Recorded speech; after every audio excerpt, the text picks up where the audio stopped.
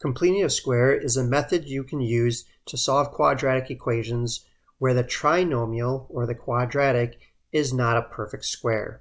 So this is a process that we are going to make it a perfect square so that we can then use the square root property to solve. So how are we going to use the completing the square method? Well, step one, if you need to, you would need to rearrange the equation so that you have your quadratic term and your linear term and your constant term all on the same side. And then you'd want to make sure that the constant, which is just the term that has just the number in it, on the other side. So all you have left is the quadratic term and your linear term left here. Step two, we're going to complete the square by taking half of our b, which is our linear term, and then squaring that. And that's going to form a perfect square trinomial here. But remember, whatever you do on one side of the equal sign, you must do on the other side of the equal sign. From that point, we can now factor and then solve. So here's an example. Consider x squared minus 33x plus c. Here what we want to do is just find out what c is so that we can then write a perfect square trinomial. So again, to find our c, you're going to take half of b and then you're going to square it. So in this case, our b is a negative 33. So I'm going to take a negative 33, divide that in half, and square it. So right now, this would give us 33 divided by 2. So let's grab our calculators. So we have negative 33, divide that by 2, and we have negative 16.5.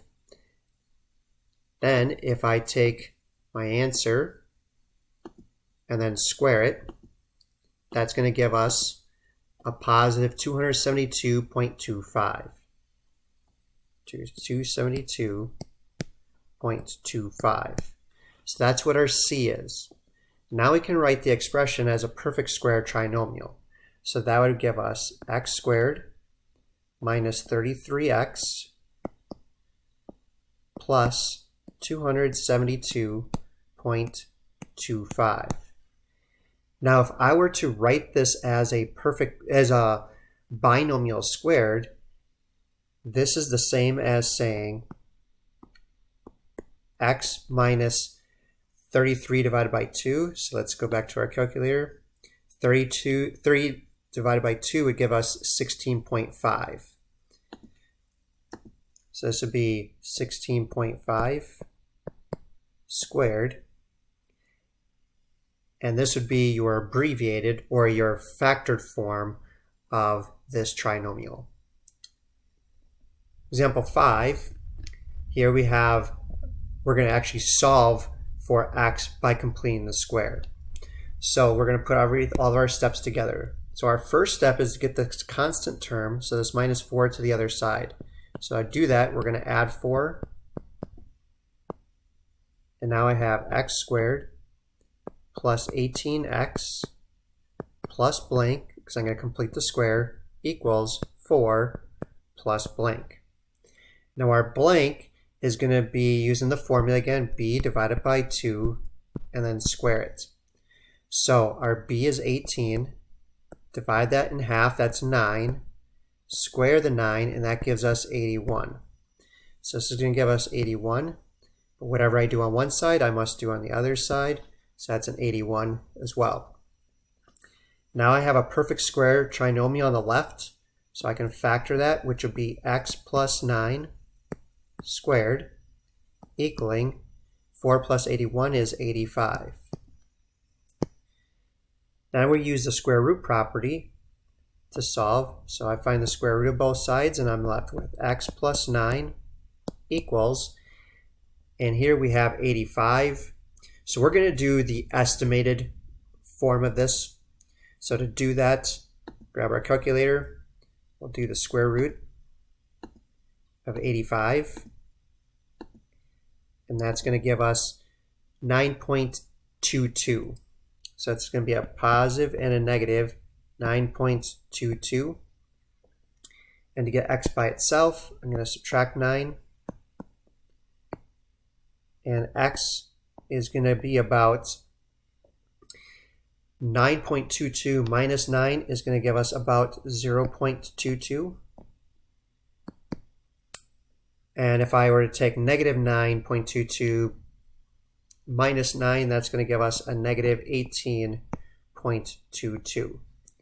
Now if I were to define the exact would be x equaling be negative 9 plus or minus the square root of 85.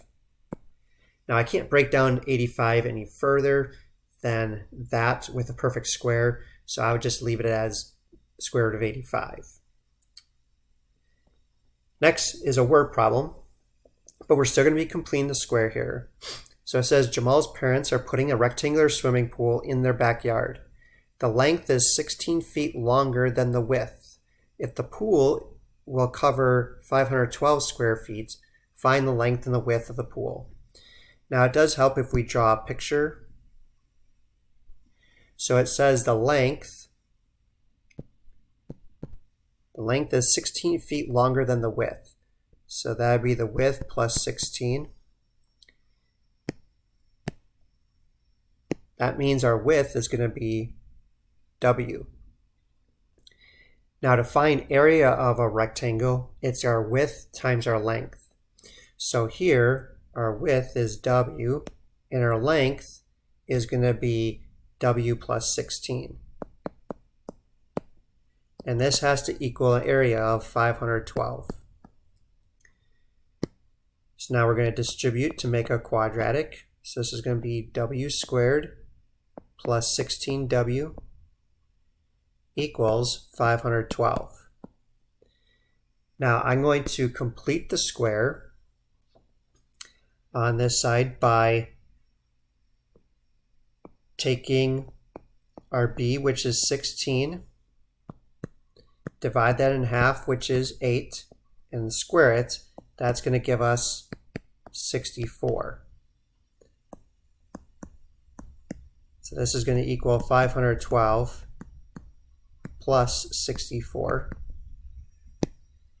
We have a perfect square trinomial on the left, which is going to be W plus 8 squared equals 512 plus 64 will give us 576. Now to undo a square, we find the square root of both sides, which now gives us W plus 8 equals a positive and negative, and the square root of 576, let's grab our calculator again, square root of 576 gives us 24. So positive and negative 24. Now since we are working with length, we only want the positive root. So it's going to be W plus 8 is equal to positive 24. So I'm going to subtract 8 on both sides. The width is going to be 16. And if the width is 16, I could put 16 up for here to find the length. That means the length would be 32. These are both in feet. And if you were to take 16 times 32, you would get 512. Question 7. Solve when A is not 1. So we're going to solve by completing the square. But in order to complete the square, you need your quadratic term, your x squared, to be 1x squared. So we're going to divide everything by 4. And this is going to give us x squared minus 3x minus, we could keep it as 27/4. I'm going to put this in our calculator, so 27 divided by 4. That's going to give us 6.25 equaling 0. Now I don't have a perfect square over here, so I'm going to add 6.25 on both sides. Now I have x squared minus 3x. Now to complete the square, I'm going to take my b, which is 3, divide that by 2, and then square it, which is going to be 9/4. 9/4, or 1.5 times 1.5 is going to give us 2.25, equaling 6.25 plus 2.25. So this is our perfect square. So x minus be 1.5 because that's 3/2 squared, equaling 6.25 plus 2.25 would be 8.5. Now to undo a square, you find the square root of both sides. And now I have x minus 1.5 equals, and if I grab our calculator again, we have the square roots of 8.5. So we'll say 2.92. So positive and a negative 2.92. So I'm going to add 1.5 to both sides. And x is going to be about, so we got 2.92. We're going to add 1.5. That's going to give us 4.42. And it could also be, if we had a negative 2.92 plus 1.5, it's going to give us a negative 1.42.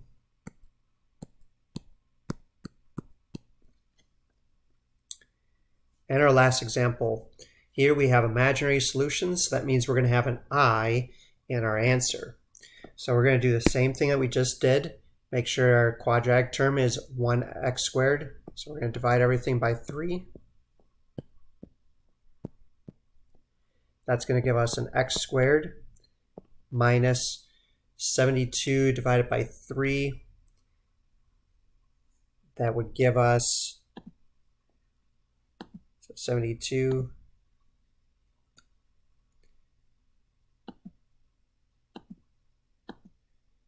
divided by 3 gives us 24. So we got 24x.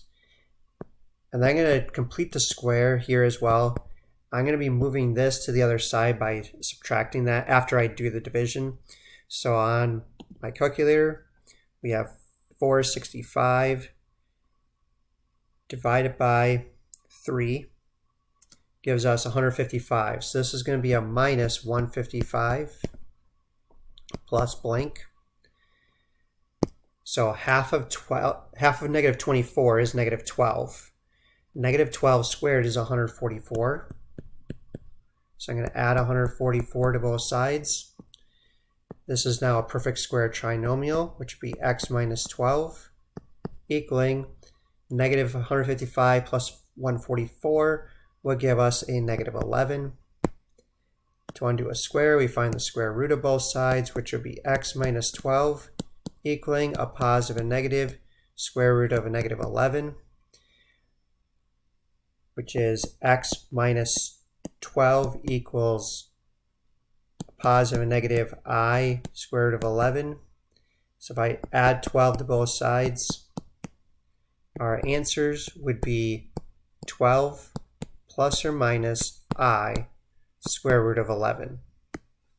So that's how you can solve quadratics by completing the square.